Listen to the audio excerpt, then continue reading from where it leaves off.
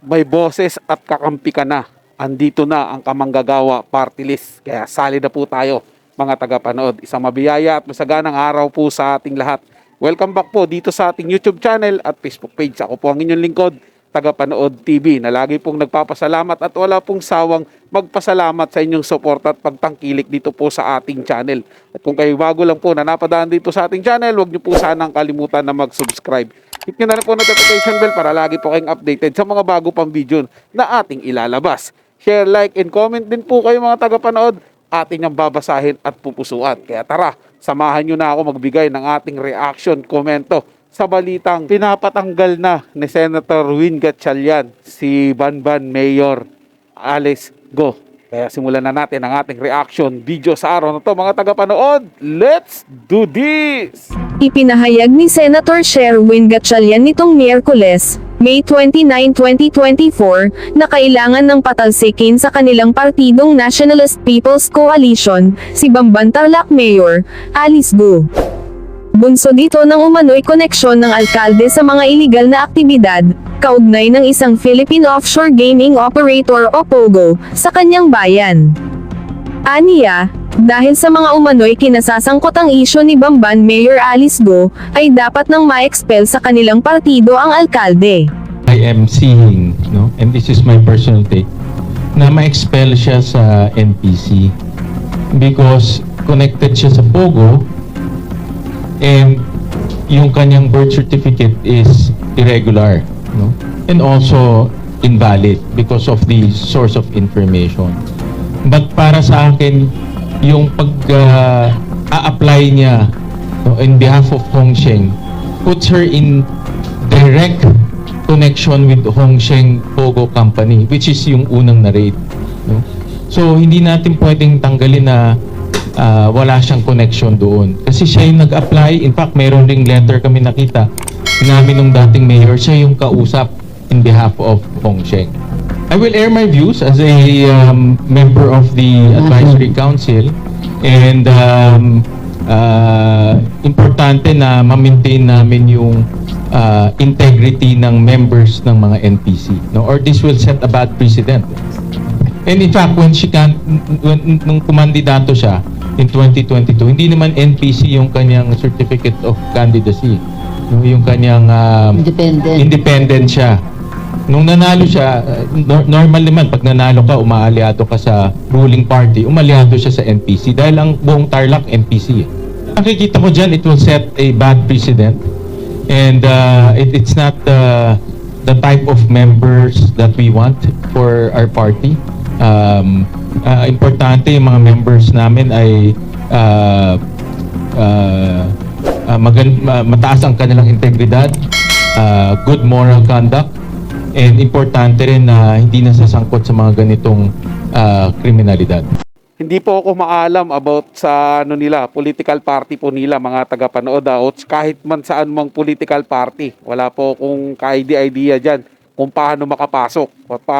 Pero ang ano ko lang po dito mga tagapanood, ako po isang ayon kay Senator Win Gatchalian na alisin po o tanggalin sa partido nila.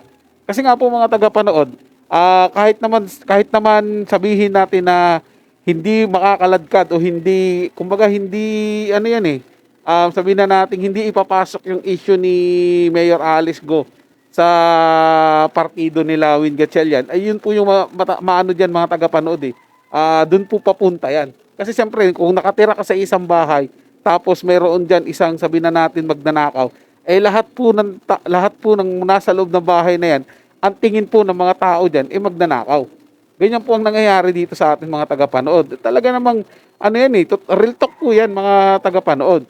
Kaya kung halimbawa, kapartido pa rin to ni Win Gatchalian, ito si Mayor Go, baka isipin po ng mga tao, lalong-lalo na po dyan sa Tarlac, tulad po sinabi ni Senator Win Gatchalian, buong Tarlac NPC. So ibig sabihin, baka sabihin ng mga tao dyan, isipin ng mga tao, na lahat sila dyan konektado sa illegal na gawain ito ni Alice Go, na sila rin ay katulad ni Alice Go, protector ng POGO. Oo nga po mga tagapanood, baka sabihin naman nila, masyado lang ako nagbibigay ng masyado lang akong advance mag-isip. Ay hindi po kasi malayo yun at tingnan o sabihin ng mga ibang tao, 'di ba, mga tagapanood? Mamaya sabihin din po ng iba, na yung perang ginagamit nila sa eleksyon nila galing doon sa sugal na pogo, galing doon sa pogo. Kasi ano nga po nila 'to, kaalyado 'Di ba? Hindi po hindi po malabong mangyari. Yun ang isipin po ng ibang tao. Kasi nga, konektado sila. Kaya maganda po yung ginawa ni Senator Win Gatchalian na alisin po nila para ipakita po sa mamamayan na ayaw namin ng ganyang pinagagawa niya. Kaya ipapatanggal namin siya dito. 'Di ba? Ayaw namin ng mga illegal na kinakasangkutan niya. Kasi ang aming partido malinis po at mabuti. So maganda pong moves yung ginawa ni Senator Gatchalian, mga tagapanood. At sang-ayon po ako dyan. Hindi lang po proteksyon para sa kanilang partido. Ano din po, mga tagapanood, mas lalo pa pong tataas ang respeto ng mga mamamayan sa kanila dahil hindi po sila o hindi nila kinukonsinte ang isang tao na kahit membro nila gumagawa ng illegal at pinoprotektahan yung pogo. Paano ba namang hindi nila protektahan yung pogo nila, mga tagapanood, yung illegal na sugal po nila? Ang laking pera po ang pinapasok niyan. Ang laking pera po ng kinikita ng mga niyan. Sila po yung promotor ng mga online gambling. Hindi naman matatawag na promotor. Kumbaga, sila lang talaga yung malakihan gambling. Yung mga kumakalat na sugal online po ngayon, mga tagapanood, halos lahat dyan. Sa kanila po nanggaling, sila po nagpapalaro niyan. Kaya maraming pera ang pumapasok dyan, kontrolado nila yan. Mas lamang po yung talo kaysa dyan sa panalo. At hindi lang milyon-milyon ang usapan po dyan, mga tagapanood. Bilyon po ang usapan pagdating dyan sa pogo. Kaya ganun na lang po kalaki yung interest nila na protektahan o magtayo ng isang pogo. Diba? Para po sa kanilang pangangailangan at lalo na po pag nakapasok sila sa politika at mapoprotektahan nila yung kanilang negosyo. Diba? Mas malaki pa po yung mapakinabangan na makukuha nila. Biruin nyo, kikita ka na ng illegal tapos nasa gobyerno ka pa.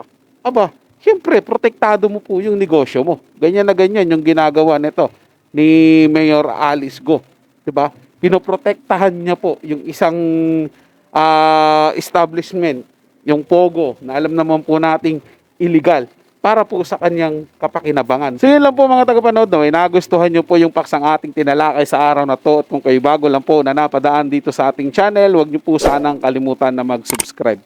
Hit nyo na rin po notification bell para lagi po kayong updated sa mga bago pang video na ating ilalabas. Share, like, and comment din po kayo, mga tagapanood. Atin yung babasahin at pupusuan. So hanggang sa muli po, ito yung Tagapanood TV. Komento at opinion lamang, wala pong personalan. Paalam po at mabuhay po kayong lahat.